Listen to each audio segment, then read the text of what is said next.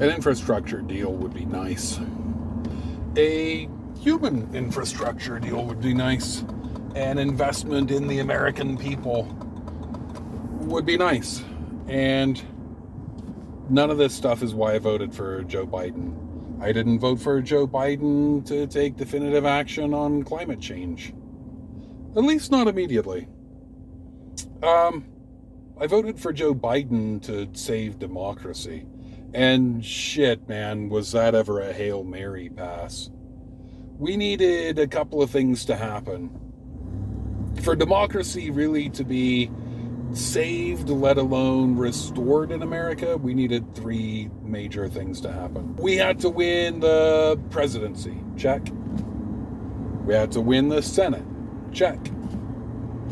And we had to have the political will to do the hard stuff, the difficult stuff,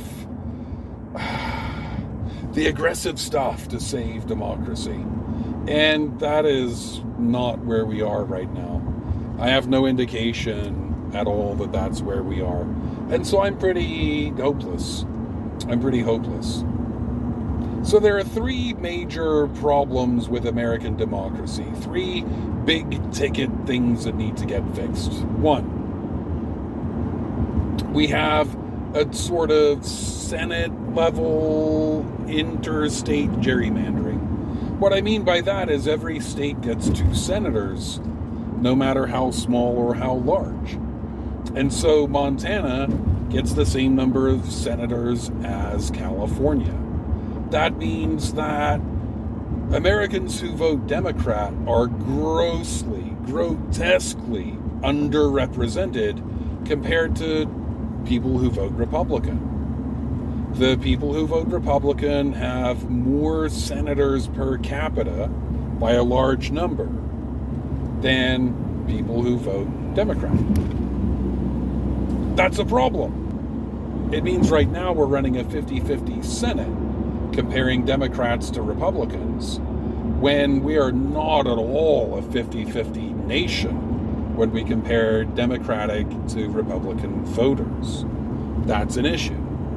And more than likely, we'll lose that even 50-50 barest of margins with the tiebreaker in the vice presidency. If we don't lose it in the next cycle, we'll lose it in the one after. That's just what happens because that's how the system is built right now.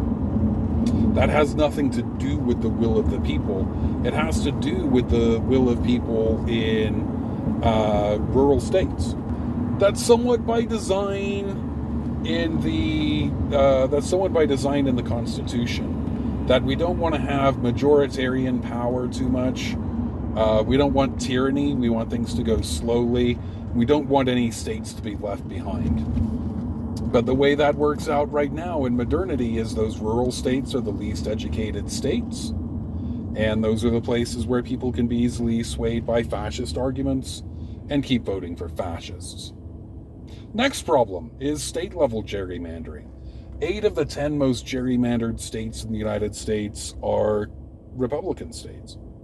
What happens when Republicans get power of a state? They get the state house, they get the governor's mansion, and they gerrymander the state. They redistrict the state so that only Republicans can really win in that state.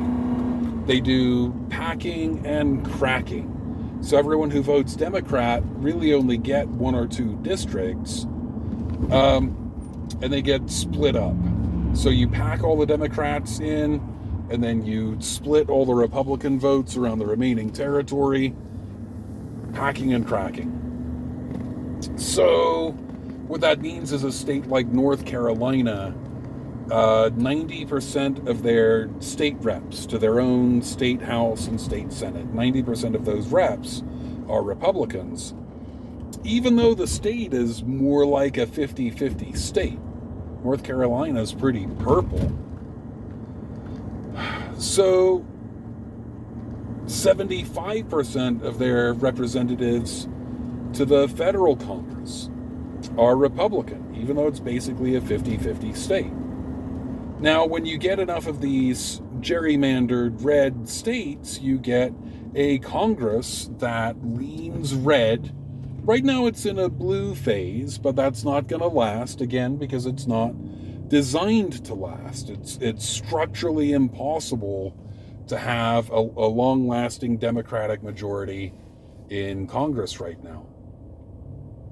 When Democrats get control of a state, though, they by and large do not gerrymander that state. They get citizens commissions. They hand control of districting over to the citizens. Independent panels do that work, and independent panels should do that work. So that's the number 2 threat to democracy. We're going to be in this position where red Congress can just vote not to accept the results of the 2024 election. And whether that's constitutional or not doesn't matter.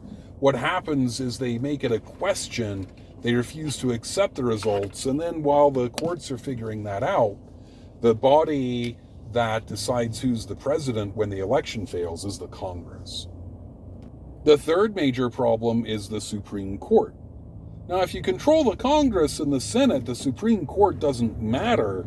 The Congress can just vote to disband the Supreme Court or add any number of conservative judges to it. That is a real major issue.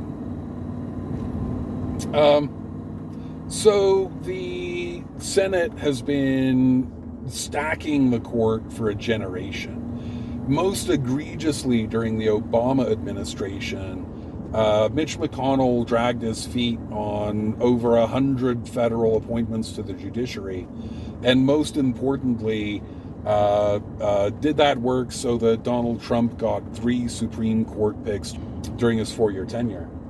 And Barack Obama did not get his last Supreme Court appointment. These are major problems. They're major problems with democracy.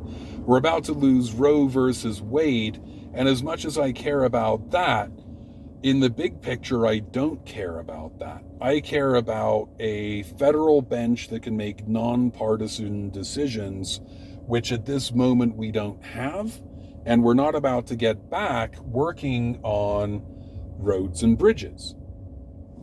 So Joe Biden is trying to save democracy by being a real populist. Trump was a fake populist. He was always a minoritarian president. He never rose above 50% approval. And Joe Biden is trying to do the things that are popular with people that people think need doing. But in doing that, he's avoiding the things that are necessary to do. And I voted for him hoping that, against hope, against all evidence, that we would have the political will to do these difficult things. Number 1, we need more states. We need blue-leaning states. We need Puerto Rico. We need D.C. Go out and find me one other.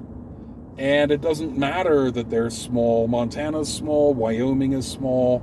And these are why Republicans consistently have majorities in the Senate.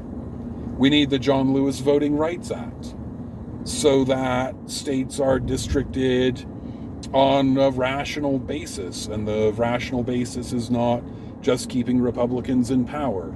We need to make it so that everyone can vote, so that voting day is a national holiday to the extent that that helps, so that we can have mail-in ballots, so that we can all of that work, so that we get a Congress that represents the people. That's actually good for moderate Republicans. But if the John Lewis Voting Rights Act passed and was enforced and passed muster against lawsuits in the Supreme Court, the Trump people would never win another election. Republicans could. Center-right Republicans could, but the Trump people never could again. And the last thing that we need is court reform.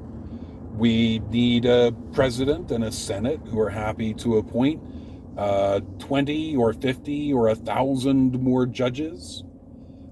So there's a chance they make nonpartisan decisions. None of those things are happening. I don't see any of those things happening. And we're going to lose the power to make those happen probably in 2022 and certainly in 2024. And so democracy is just fucked. Boy, for sure, I care about roads and bridges, human infrastructure, family leave for humans, wages. For sure, I care about all that. Police reform, absolutely. The thing is, you're never going to get any of those things as long as the government doesn't represent the people, as long as the system is set up so that we keep voting for Democrats and electing fucking Republicans. So, Biden, in my estimation, is failing right now. If my choices on the next ticket are any Republican and Joe Biden, um, any Republican and any Democrat, as an existential matter, I have to vote Democrat. It's the only sensible choice. It's Democrats, no matter how lackluster and milquetoast, versus goddamn fascists at this point. So I'll vote that ticket, swallow my bile and vote that ticket, and it won't do any good unless they also have the political will to do the hard work of reform, which at this point I don't see.